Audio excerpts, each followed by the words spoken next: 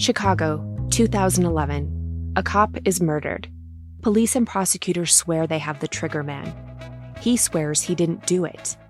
How far will each side go to prove they're right? Like it's just one bombshell after another, where you're like, what? The story of a PlayStation, a brain-eating amoeba, and the relentless pursuit of justice. Off Duty, out now. Listen wherever you get your podcasts. This message comes from Jackson. Taxes aren't something you can only think about once a year. With investments, planning for tax day is year-round. Fortunately, Jackson offers tax-efficient products. Visit jackson.com for more information on how our products can make your tax bill a little bit less painful. Jackson is short for Jackson Financial Incorporated, Jackson National Life Insurance Company, Lansing, Michigan, and Jackson National Life Insurance Company of New York, Purchase, New York.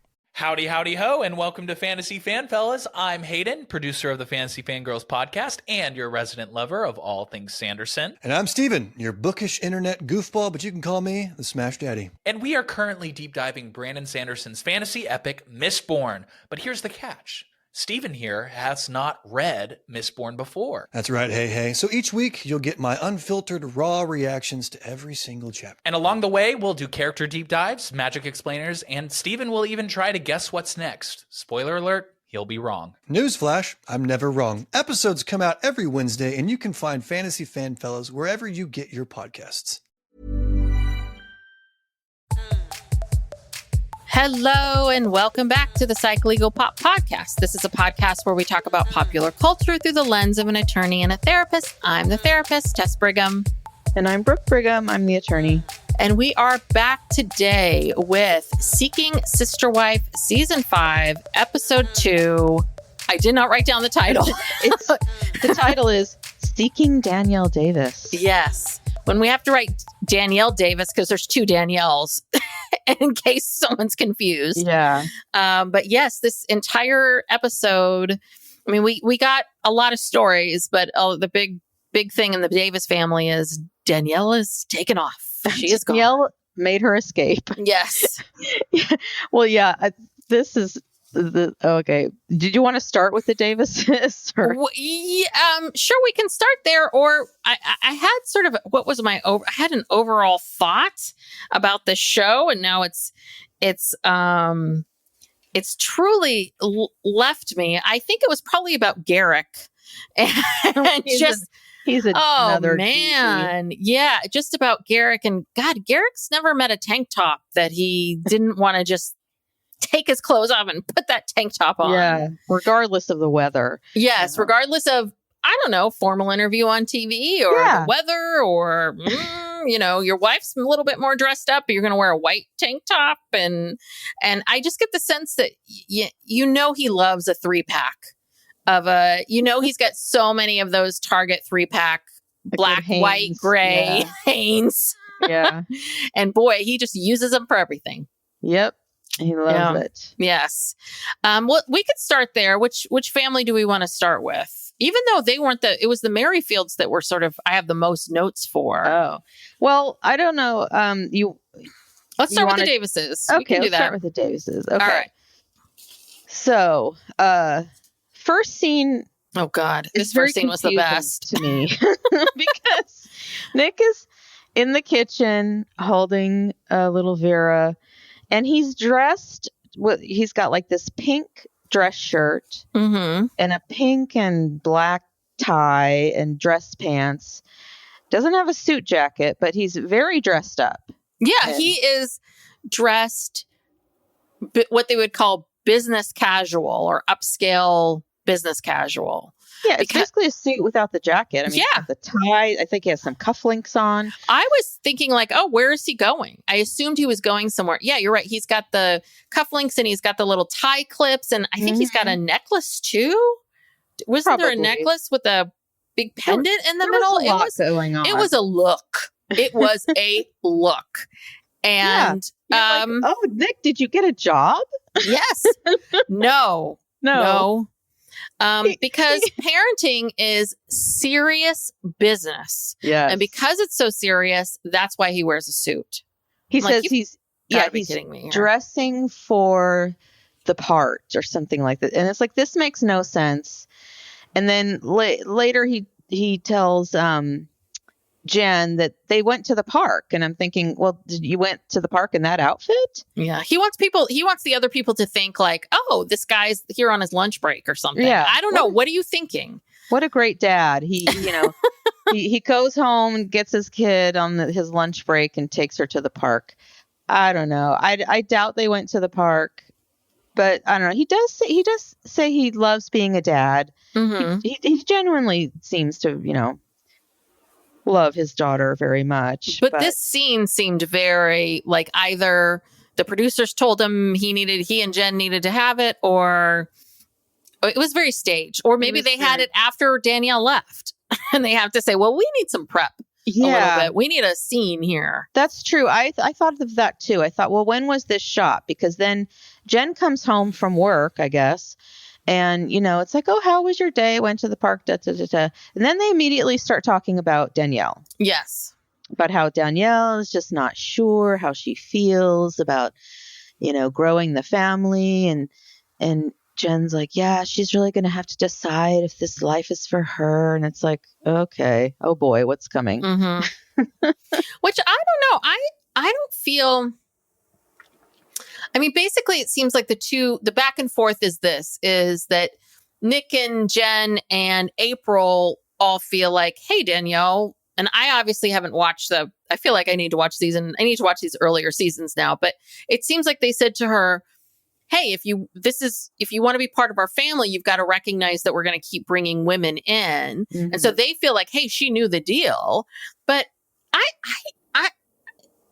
I feel for Danielle in this situation, because it's this feeling of, yes, I understand that this is what was told to me beforehand, but I'm in this now. Yeah. And I don't know if I'm ready for this, or I don't know if I want this. And it feels like the other three are just like, they're on a moving bus that cannot slow down. And it's like, no, you can slow down. You can decide. I mean, is it that they just don't want the TV show to go away? Like, if they're not continuing to seek sister wives, then they have to, or else they can't be on the show. I mean, that is the whole premise of the show. Mm-hmm. You have to be seeking a sister wife. So if they stop, they're not going to want to have them on the show.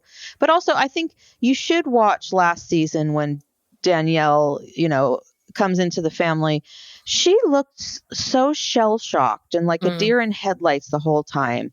I almost felt like, oh my God, like it was sort of like they were recruiting her for a cult or something. I don't think she really wanted to be there. Mm-hmm. And I was actually shocked when she agreed to, have that marriage ceremony and whatever they did. So, yeah, but I guess she went along with it, but now she's in it, like you said, and it's like it's a whole different ball game, and they're talking about more people, and I don't blame her. You know? Yeah, I don't either, and I just kind of feel like, okay, yes, these reality shows are supposed to be honest, but what I don't understand is why can't Nick and April and Jen just say, hey, listen, Danielle, you need more time. We understand that. We want to stay on the show.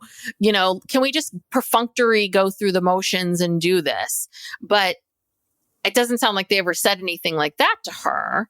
So I'm wondering if she's also using this as an excuse. Like she's like, I need to get out of this. And here's my reason. Mm-hmm. Do you know what I mean? Like she wanted to go no matter what, or she wanted out of this no matter what. And that maybe she's using this as her excuse or reason. I don't know. We're sort of getting ahead of ourselves here, but she does, she is in scenes for the whole rest of the season, Yeah. Okay. But anyway, so they have that talk about Danielle and, oh dear, what to do. So then the next time we see them is there's like this, black screen. Chiron very serious says that I forget the exact wording, but basically, Nick called the producers and said that Danielle left. Mm-hmm. So they come over and Nick is looking really sad. And is this when they're all on the couch? Or yeah, because there was really only 2 scenes with them. It was that first scene where let's set it up, and then there was like let's all drink orange juice together and be sad. Yeah, they're all sitting on their big couch, and April's crying. It looks like Jen is crying a little bit. And they're just, well, Nick's describing what happened. I can't believe this. So he says he was, of course, lying down. He said this last week, I think. He was lying down on the bed with Vera, napping. Because that's, I think, a big part of Nick's day. Yeah, I do too. I think every time when the baby sleeps, you need to sleep. That's true. That's what you're told as a mom. That's true. So he says he heard some commotion upstairs. I guess their bedroom is downstairs and the kitchen and everything else is upstairs. He heard some commotion upstairs, and he got up to go see what was happening, and he noticed that all of Danielle's plants were gone. They were missing. And then he sees that Danielle is basically loading up her car. And she tells him, now this, she's been working on this escape for a while, because she tells him that she got an apartment. She got a place and she's leaving. And he's very vague on the details of what was said, or, he's just kind of like, yeah, well, there she was. She was packing up her car and she left. I was like, well, tell us more. Like, what? You didn't say, you didn't have a conversation? Like, nothing was said? That was kind of disappointing. Yeah. I wanted more details, but I don't know. Well, and it's also interesting that she did not want this on camera. Like, she didn't wait for the producers to show. I'm sure the producers were pissed. Like, God damn it, we want that on camera, like her moving out. But so she did it behind the scenes. But yeah, it didn't seem a little bit like Nick was really fighting to keep her there, or at all saying, hey, hold on, before you pack up all your stuff, can we all have a family meeting, or can we all sit down, or right? Or I don't know. But he made it seem like he had no power or control at all, that she was just like packing up her stuff and gone. And I was like, but you can't talk to her? Yeah, I'm sure more was said, but he was just kind of taking this position that he was just surprised by the whole thing, which is that I don't even know if that's necessarily true.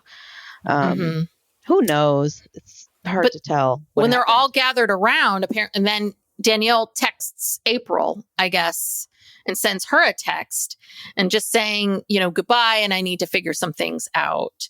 Well, she also says, I still love you and I miss you guys. So.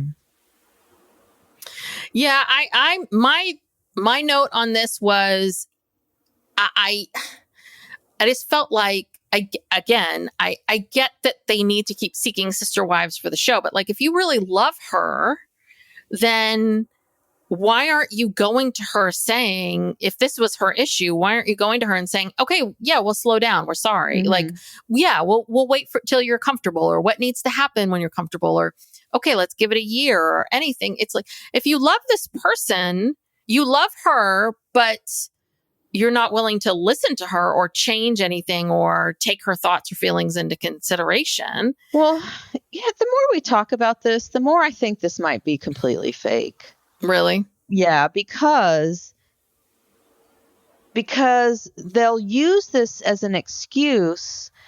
They'll drag this out for a whole season. And they'll use this as an excuse for not like pursuing another wife. And this will just go on for the rest of the season. This like, will Danielle stay or won't she? And it'll just be all about that. And then they don't really have to do anything. Yeah. Maybe this was their plan. They're like, Danielle was saying, maybe they did take her feelings into consideration, and they said, okay, well, we need to be on the show. Yeah, we need to because stall. Nick does not want to work. So we need to be on the show. And so let's stall. And the big stall will be, you're going to pretend like you don't want this and you're going to move out. And that will be the drama. And then we can come back next year. Yeah. And we'll figure that out then. Yeah. We'll figure out what we're going to do. Yeah, I know. And that's the thing about some of these reality shows that I find so frustrating, because when you approach them from this place of like, what's really going on here with these people? Then, like I always think about things in terms of like the mental health and the psychology of like what's happening and what are these relationships and how do they interact with each other? And then when you stop and really think about it, you're like, oh, maybe this is just all fake. And so then what am I doing here? Might as well just do scripted television or something. I don't know. Yeah, this isn't really reality TV anymore. But I was wondering, I was like, oh God, is Nick freaking out? Like, oh my God, we've lost Danielle's income. Can we still afford this house? Yes. How are we going to make our mortgage payments? Yes. He's like, I got to get a new tie clip and I got outfits to put together for play. Yeah. Again, Nick, people wear casual clothes because when you're taking care of a baby, it's very messy. That is actually the uniform. The uniform for a parent is stuff that already has spit up on it. Yeah, stuff you don't mind if it gets ruined, Yeah, sitting in the sand, running around, tennis shoes, right? Like, yeah. Anywho. Yeah, and, they really were kind of playing it up, with the crying. And April was like, when that text, quote unquote, just came in from Danielle, she's like, I can't read it. And she gives the phone to Nick, and it was all a bunch of drama. And then April said, well, it's not just that we're losing a wife. William and Vera are losing a mom. And it's like, okay, it just seemed overly dramatic for, like, we don't even really know what happened yet. Yeah. We haven't even heard from Danielle. Well, and also, that's a big deal. Like Vera and John, which I assume is April's I think his child. name is William. I thought she said William. Oh, I thought she said John too, because that's what I wrote down was John. Oh. Anyway, whatever. Again, it's a little bit like, then shouldn't you not be introducing people like that you don't know very well to your children?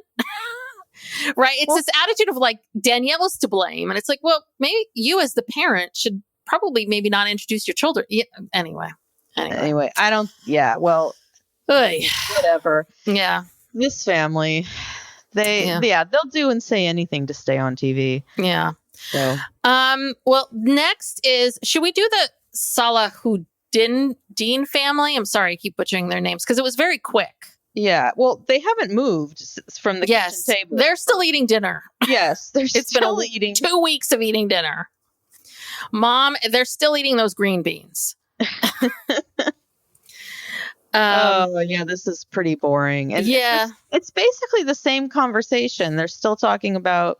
They're still giving mom a hard time. Yeah, it's like but I have to say the mom had a few good choice lines because the wife Nailah. Naeem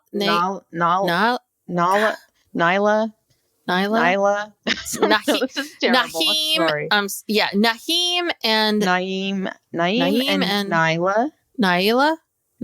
No, you're putting more letters in there. I think it's just Nailah. Okay. Anyway, Nailah says, referring to her husband, she's saying, well, he really sees the benefit in it. And the mom's like, yeah, of course he does. Like she had a lot of good lines. And he's like, well, we could have a bigger family, more love to go around. She's like, get a dog. They're just so defensive with her. This is what we talked about last time, but they're so defensive with her. It's like, okay, what did you want from her? What did you expect? Yeah. And she even calls them out for that. She's like, well, just because, this is okay with you doesn't mean, that everyone else has to be okay with it. And they're like, she's like, you're getting upset with me because I don't think the way you do. And they're like, no, we're not. Yeah. And it's like, yeah, you are. Yeah, you are. And then mom says, well, where did you meet this person? Oh, yeah. and Nailah says online, and she's like, oh, Lord. Yeah. Yeah. And it's been 3 months? They've never seen her, right? Never seen her. I mean, I'm sorry, but Nailah and Naeem, I mean, it's like, come on. She's, you're going to get this from people. This is what you're going to get. So what, or, sit your mom down and say, this is what we're doing. We're not looking for feedback. Mm-hmm. If they want her feedback, but they want the feedback that they're looking for. And it doesn't work like that. Either if you don't want someone's opinion, don't ask for it. Yeah. And justice for the mother. Yeah. I don't know. Hopefully, when are we going to get to meet this person, hopefully. Well, soon. yeah. And Keisha, what we saw from the previews, Keisha does not look like her picture. No. I'm sorry. That, When I I mean, saw her, I I was was like, like, wait a second. These two that's don't her? match. I think Yeah. they've been catfished. Yeah. I mean, I don't know if they addressed that or not. But she looked very different. So anywho, Yeah. but they live in Pennsylvania. We couldn't remember last time where it was. Yeah. Okay. And then, so we got the two biggies, the Merrifield family and the Sherwood family.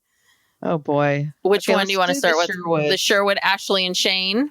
Yes. And they're in Wayland, Massachusetts. I got to figure out where that is. Start talking. I want to figure out where Wayland, because I'm sure I've maybe been there at some point. Should ask Steve about it. So Shane is going to meet Grace. You know, he finally, pressured Ashley to meet this woman. And so they show up at this restaurant and, they say hello. And I think they hug hello.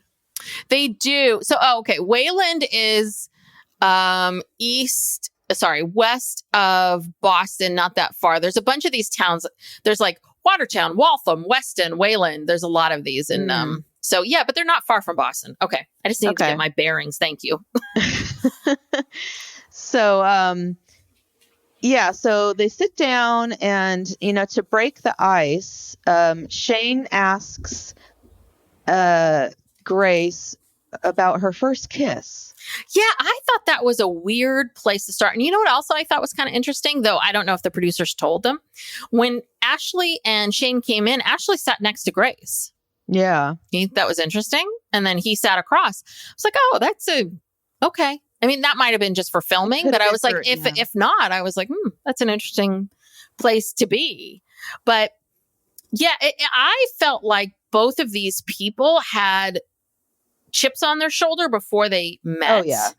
And I'm wondering if that's a bit on Ashley, right? Because what are you saying to both these people about the other person? Because I think what Ashley was doing was going to Shane and we saw that going to Shane and he's asking, oh, does she want to meet me? And Ashley's very dismissive of, oh, no, she doesn't want to meet you. She doesn't want to meet you. And I think Grace maybe was saying something to the effect of like, yeah, I'll meet him, but not right now. Mm-hmm. And I think Ashley's as the go-between, I think kind of set this up a little bit, made it uncomfortable to begin with. That's my 2 cents, but yeah. Yeah. Well, and immediately they do not hit it off. Mm-hmm. They tell their little kissing stories, but that was as good as it got. I mean, after that it was, so he's asking her what she does for a living. And this, I love this. She's a coach for entrepreneurs, and she helps them get in touch with the universe. She's a spiritual channeling coach, and there's a lot of these people out there. And I mean, basically, she's just she's a life coach who helps people who have businesses that have imposter syndrome and self-doubt, which you do when you start. We all do, but especially when you have a business. And she's just again. For me, I didn't think it was that woo-woo or out there. But Shane did. Yeah. Yes. And it was can we talk before they start getting into the career stuff? Mm-hmm. Shane, and you can't do this on a podcast, but Shane's like, why haven't you guys done more? Oh, yeah, I forgot about that.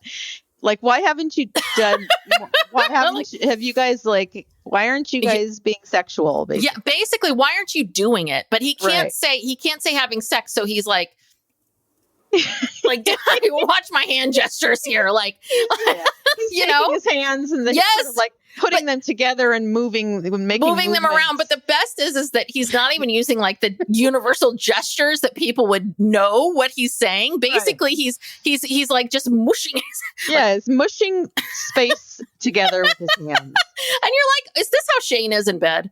He's just pretty clumsy. Yeah, just a little, but can't say anything. Yeah. I was just dying of that. What was their response? I don't remember. I don't know. They didn't was really. Was there a response? They didn't really have a response, or they were kind of just sort of laughing and just kind of like, well, because we learned that it's been a few months since they said a few months, we've been dating a few months. So at the time that we saw them last time, they had gone on 5 dates. At this point, we're at 6 or 7 dates. Mm-hmm. And so, yeah, I mean, I don't know. Anyway. I don't know. You know, the thing is with this show, and especially with this scene, is the facial expressions are just hilarious. You know, in this whole show, when you were watching like the Merrifields, you have to Danielle's facial expression. Oh, yeah. You can't take your eyes off the screen. That's why I can't even take notes, because I don't want to miss any of these facial these looks. Because when Grace was talking about her, you know, coaching or whatever, Shane just had this look on his face like, what? It's the dumbest fucking thing I've ever heard. You know, he just kept making weird faces, and he would look at Ashley and make weird faces, and Ashley just sat there. Yeah. Didn't say a word, didn't come to anybody's defense, you know, and I'm just like, hello, like, yeah. And she was just sitting there picking at her food, or at least that's how it was edited. Yes. But they said it. Word. Shane said it to her. Like, you were so passive. You didn't say one thing one way or the other. Now, I understand if to Shane, what Grace does seems a little wacky and weird. Okay, fine.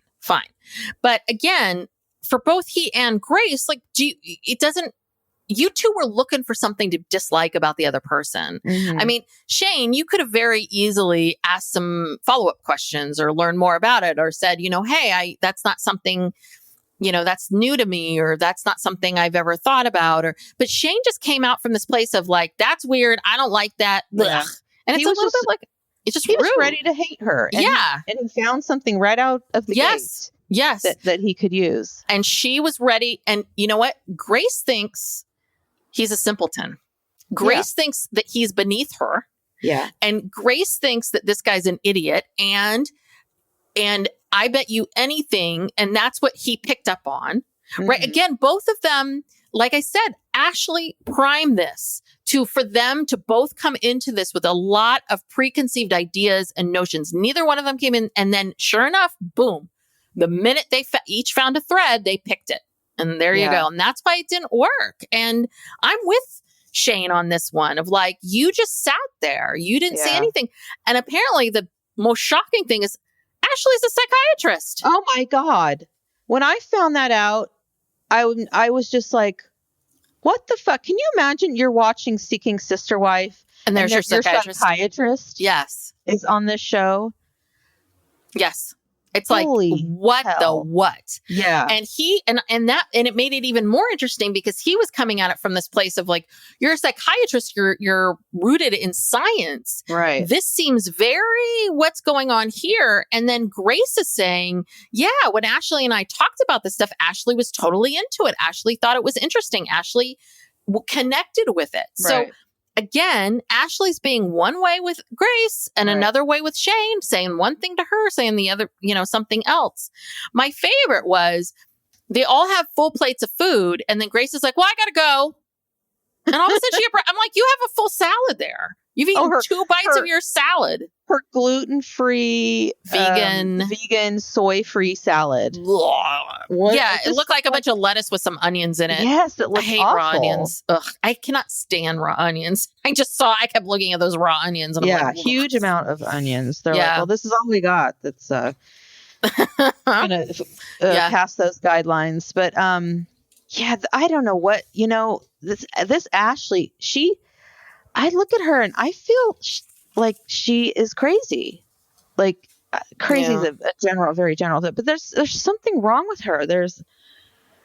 Why is she doing this? I don't think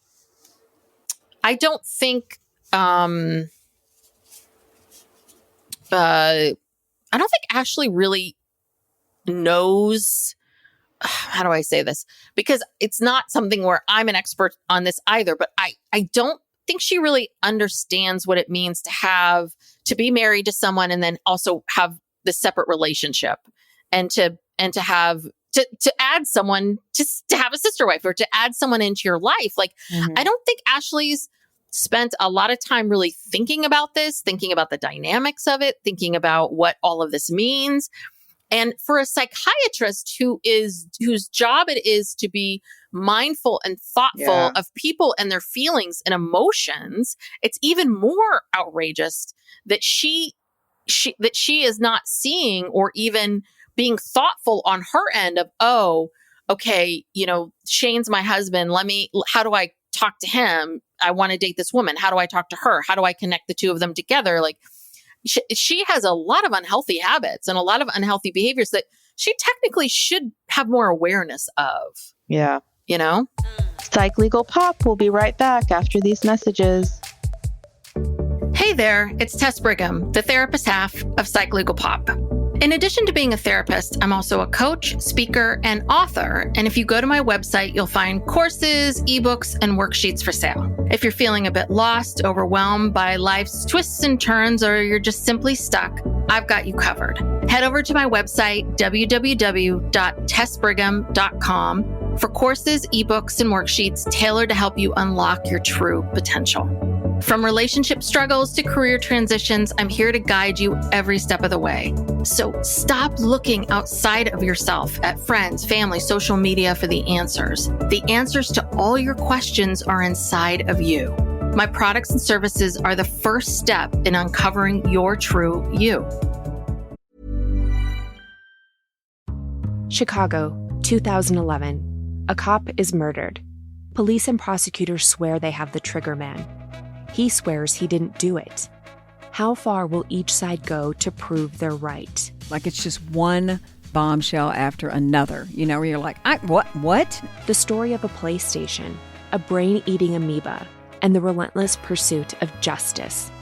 Off Duty, out now. Listen wherever you get your podcasts. Howdy, howdy, ho, and welcome to Fantasy Fan Fellas. I'm Hayden, producer of the Fantasy Fangirls podcast and your resident lover of all things Sanderson. And I'm Steven, your bookish internet goofball, but you can call me the Smash Daddy. And we are currently deep diving Brandon Sanderson's fantasy epic, Mistborn. But here's the catch.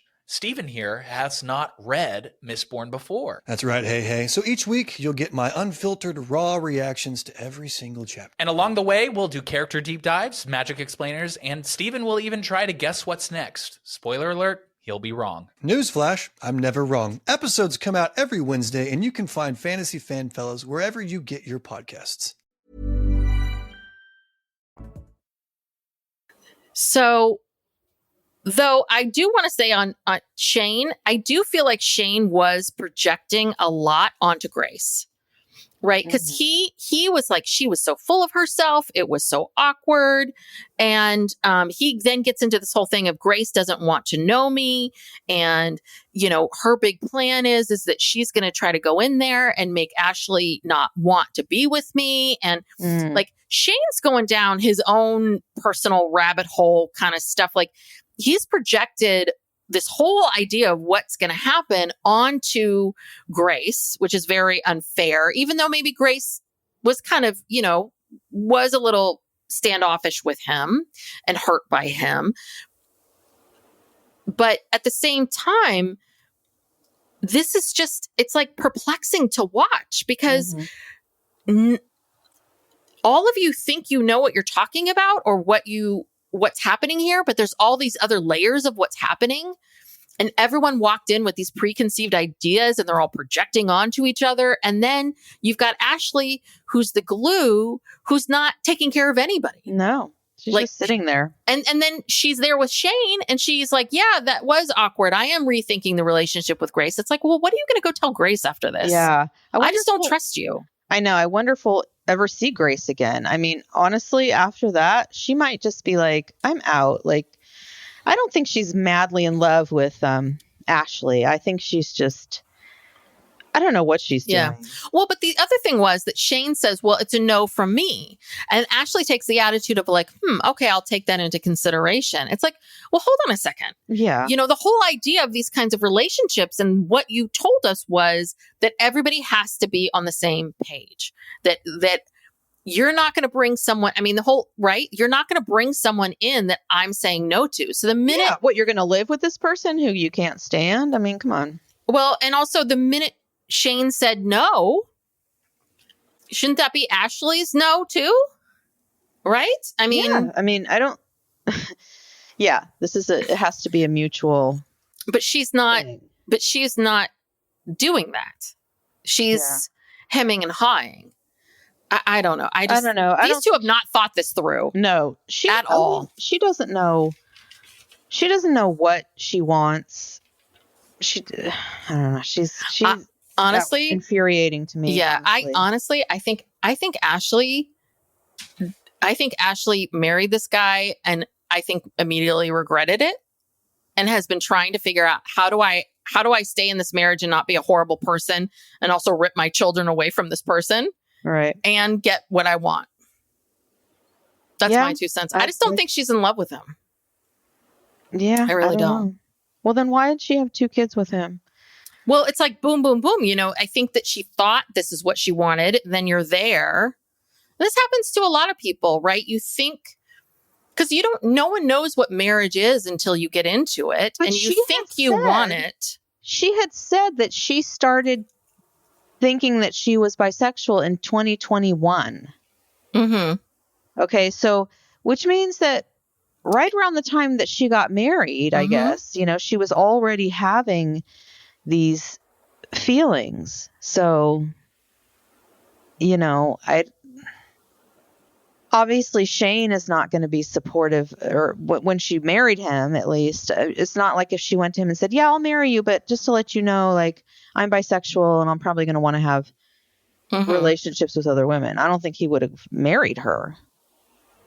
Yeah, I don't think he would have either. I don't know. I mean, it all seems to have happened very, very quickly. My 2 cents is I think a lot of women, I think especially women, think that because we're so sold on this idea of that we have to be married and that if you don't have a partner next to you, that you're, there's something wrong with you. And there's so much pressure that I think that she thought, I want to get married. I want to have kids. I want to have this kind of life. And then she got in there and was like, oh, wait, I don't want any of this. And then she's pregnant. And then she's pregnant again. And I think she's been trying to figure out a way to find something that's going to work for her. I don't know. But God, I think I would cancel my appointments if I saw her. If this was my psychiatrist. If anybody out there is a patient of Ashley's, please come forward. We would love to talk to you because I really want to know how she is as a psychiatrist, because this is very alarming. Now, psychiatrists, they are doctors and they normally don't. Some psychiatrists do therapy, some don't. Some do the talk therapy piece and some just prescribe medication. And so of all the people in the mental health field, psychiatrists are at the tippy top. They're the most revered because they're doctors, but they are also known to be the coldest because they're doctors, right? They're just diagnosing people. Exactly. And prescribing meds and tracking people. That's the majority of what they do. Some do therapy, like some do a bit more of that piece of it, but their appointments are 20 minutes long. It's very different. They're just getting the basics. So you don't have to be, but you should have a sense of human dynamics and how to be in the world. Exactly, because you're dealing with people who have, disorders that have been either caused or exacerbated by, life circumstances. I mean, this is not new to her, this idea of relationships and, how people interact with each other. And, just these basic things. I mean, Jesus, it's like, she's just clueless. Yeah. Clueless. Yes. Anyway. Yeah. Well, we'll see. When do you think Grace will be back next week? I don't know. I don't think we saw her. So, but I don't know. I don't know. That might be the last time we see her. But yes. Anyway. Okay. So we're going to end with our favorite family. Oh, Lord, this family. Yeah. I gotta go back and watch some of these old episodes to see what happened with Roberta and Mexico and all of that. I gotta see it.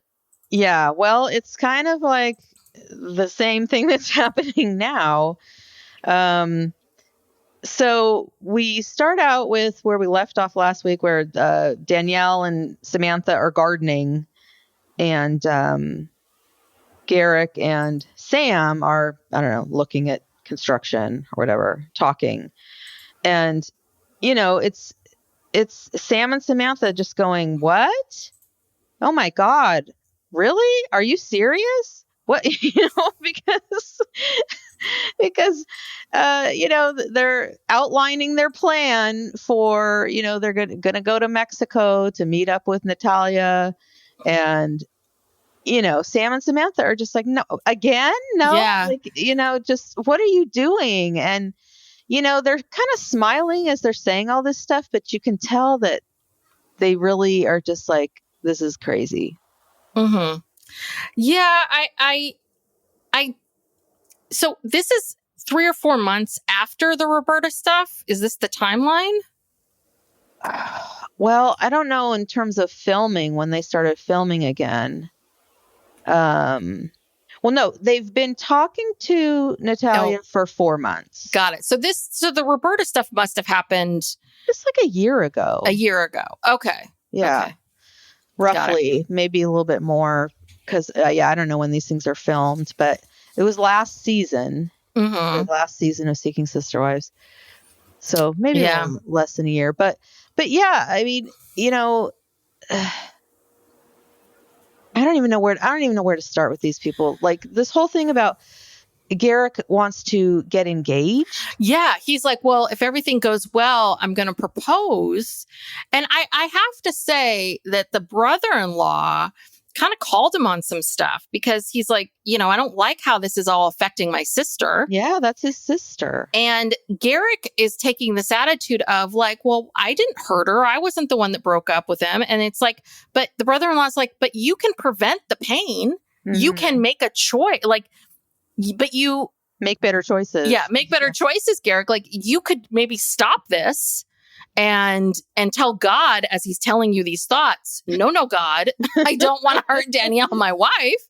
Oh, but when God tells you to do something, you have to do it, Tess. Especially if you're in the garage. If God comes to you in the garage, you can't say no. Yeah, that's true.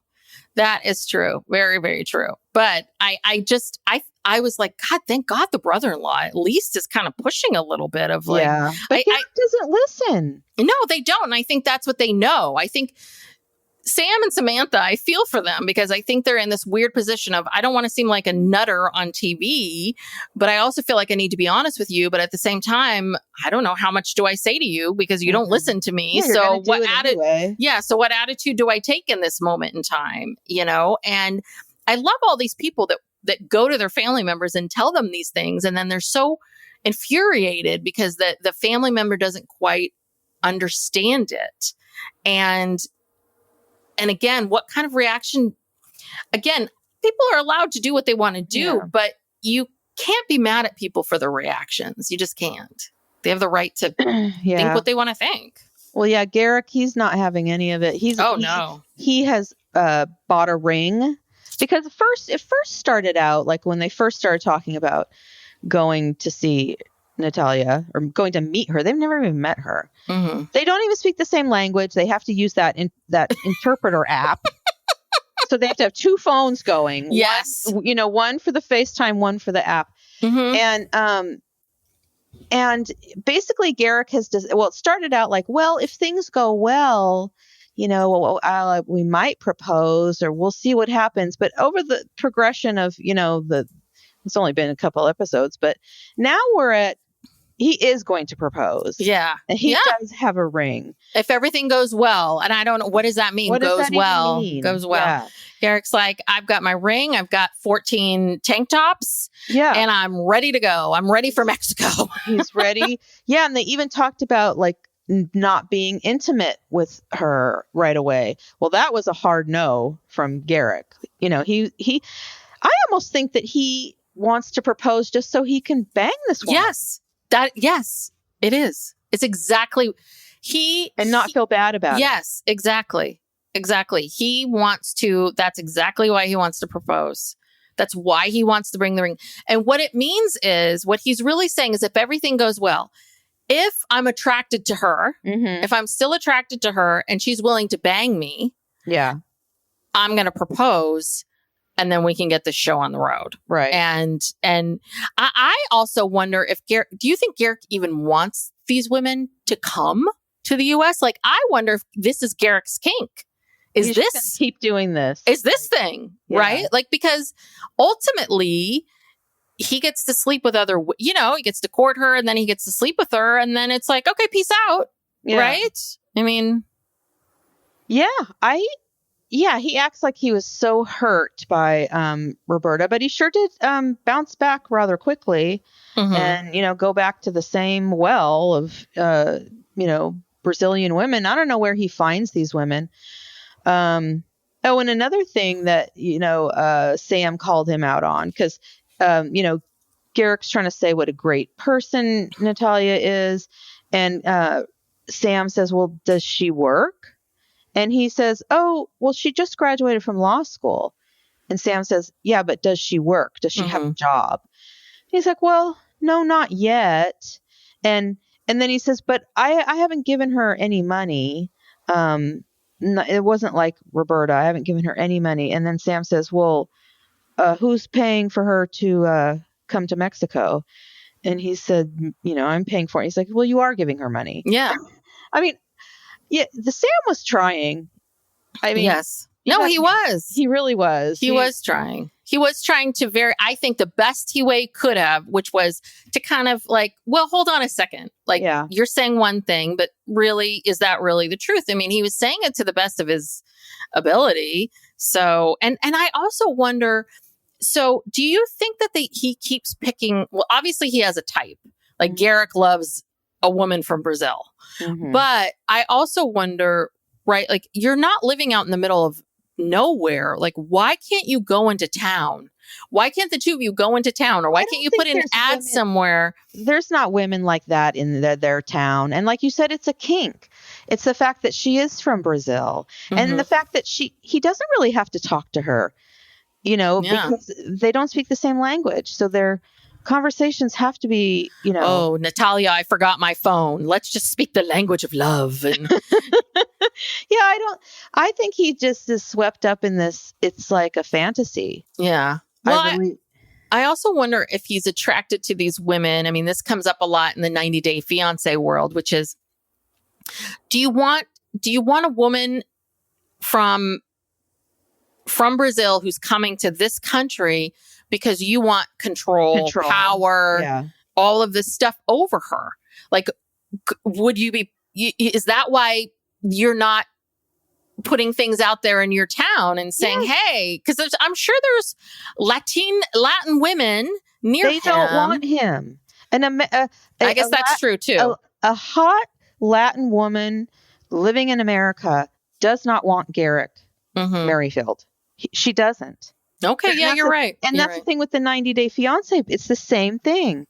It's men who are trying to, date above their pay grade. Because and also have someone who's dependent on you. Yeah, I think there's a lot of power, and I think it's and control. Dating someone young and beautiful, but also that's what I'm wondering about Garrick, because Garrick obviously likes control, like because he's controlling this whole situation. Poor Danielle. I mean, looks like she is just, that look on her face. It's hard to, I don't know if she's trying to convince herself, because she'll say like, well, I know God has told us that we're in love with Nathalia.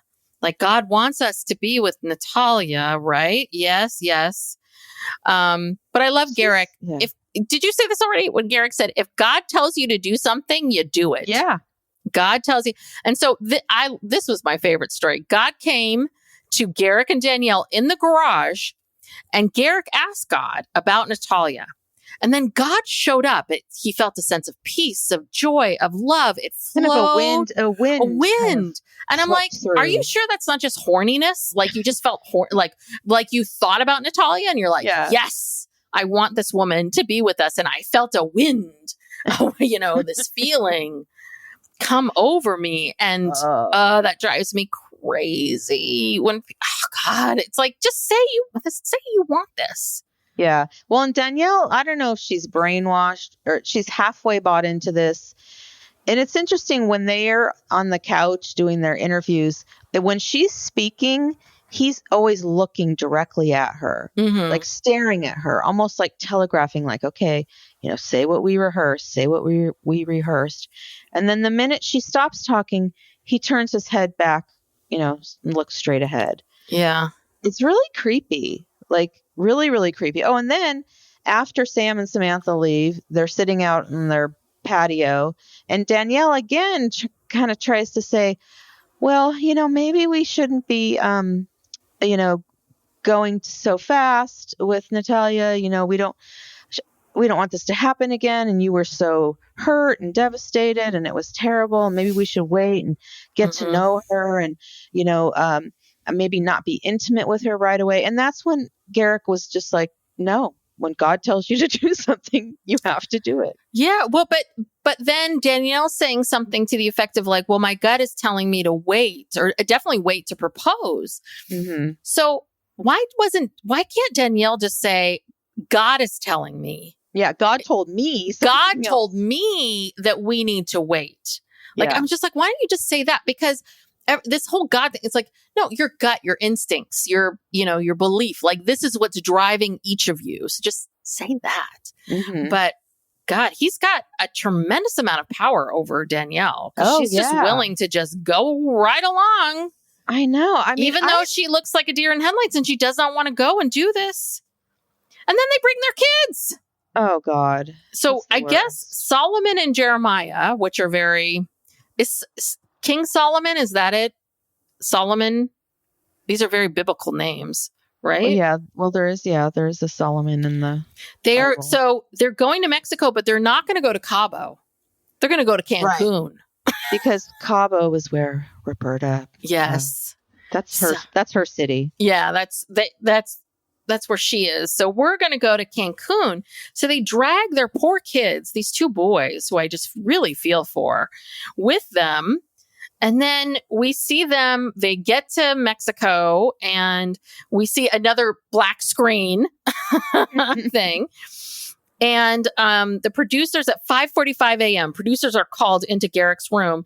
Nathalia can't get on the plane because apparently she needs a visa. And then the best is Garrick starts tearing up. Yeah. Like he is so upset. He thought he was going to get laid tonight. Yeah. He did. He has his cowboy hat on and his favorite tank top, and he is ready to He's ready to go. Ride. Yeah. Yes. Well, yeah, and what was I going to say? Oh, the producers are like, they're talking to production. Well, first of all, the reason they go to Mexico, and this was the reason why they met Roberta in Mexico, is because you don't need a visa to go from Brazil to Mexico. And Danielle's trying to say, oh, the laws are changing and now you have to have a visa or something. And the producer's like, we just had two of our people just do the same thing and it, without any problem. Yeah, I was going to ask you about that because I got a little confused. I'm like, what the producers are saying they got online. So is the big thing that they're saying that they need to, so Nathalia's saying they're not letting us on the plane because we need a visa?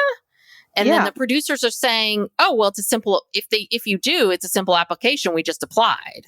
Right. It's I'm like so confused. Is there a visa or no? Well, okay. So an official visa that you get like from the embassy that's like the hard one to get.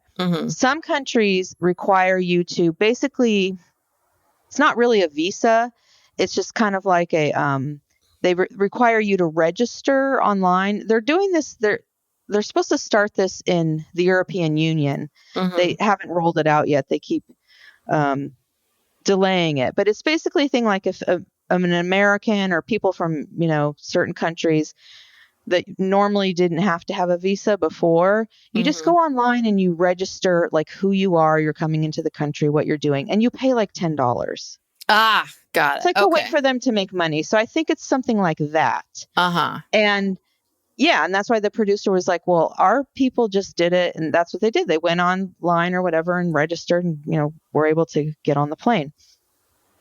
But it seems to me like perhaps Nathalia is starting one of her first, money grabs. Because she's saying that, oh, well, there's all these people here who are paying other people to get these things, to get this visa.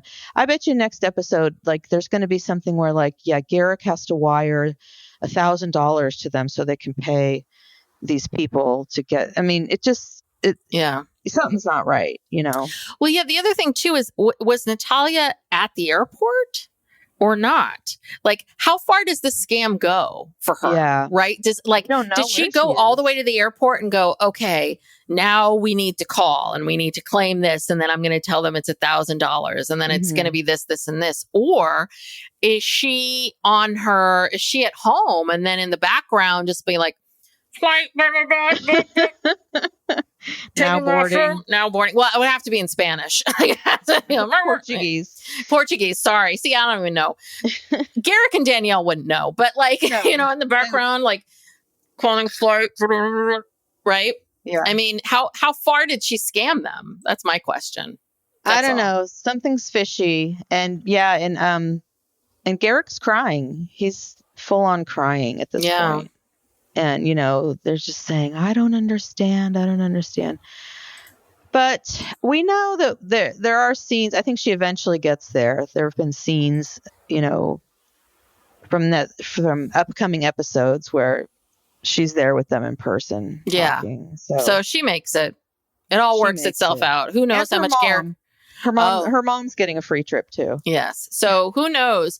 Oh, and then they can really say it then. It's like, it's $1,000 each. Yeah. And mom's a senior citizen. So that's going to be $2,000. Wow. Yeah. What a show. This is quite the show. I have to say, I go back and forth of like, oh, should I go back and try to watch the old episodes? And then I'm like, God, I got to find them because we're just, these come out every week. I'm like, oh God, is there a way for me to find the old episodes? Well, yeah, if you go on TLC. So could I, cause I have the investigation ID. Like I have a subscription to that channel, which has TLC. So would the older episodes be on there? I got to look. I don't know about that. Cause I'm watching on. Cause we're watching ours on YouTube TV. Oh, see, I'm watching mine on Sling. And that has back seasons on it. Oh, okay. I don't have Sling. I don't know how far back it goes. You cancel cable and then you're spending a small fortune on all these things. I want cable back. Yeah. Honestly. But then it'd be like, oh, we still have to have Netflix and Hulu and I don't know. It's all too much. But It is. All right. Well, that's it for this episode. We'll stay tuned. Will Garrick get laid? What will happen? What tank top will he wear? God, this is so gross. He is. Yeah, he's a piece of work. Oof. He is. All right. Well, thank you so much for tuning in. If you like this podcast, please give us a 5-star rating. It really does help the podcast. If you enjoy this podcast and you're not subscribed already, if you could please subscribe, that also helps us. And follow us on social media at Psych Legal Pop on TikTok and Instagram. And yeah, we have a very special episode this Thursday with a very special guest, our Uncle Bill, who we've mentioned. We're going to be talking all about the NFL, and because he worked with the NFL for many, many years. And yeah, the NFL and pop culture. And pop culture. Yeah. The intersection. The intersection of the two. Yes. Yeah, and spread the word of Psych Legal Pop so we can build our audience on our podcast. And yeah, I think that's it. Thank you so much for your support. Thank you so much for being here. And we will talk to you next time. Bye. Bye.